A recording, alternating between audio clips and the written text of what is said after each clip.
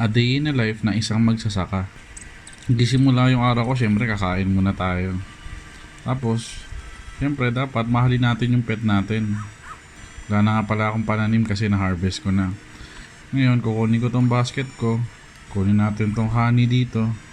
Kuha tayo ng mga talahib kasi nabebenta to eh. Punta tayo sa bundok kasi meron ding mga nabebentang bagay dito. Ayan.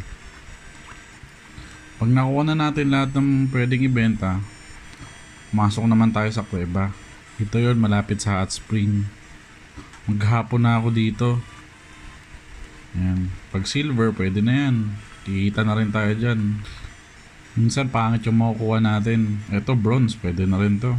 Pwede mo namang wag ilagay sa basket mo kung maarte ka. Medyo napapagod na tayo. Pero try pa natin bumaba.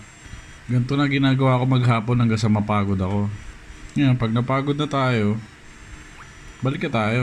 Pwede na siguro to for today. Ilalagay ko na lahat na nakuha natin sa shipment box para bukas may additional na tayong pera. Sa ngayon, ganun pa lang ang ginagawa ko sa day in a life natin bilang farmer. Kasi wala pa tayong mga chicken, cow, sheep, at wala rin tayong mga pananim pa kasi bago pa lang tayo, kakasimula pa lang natin.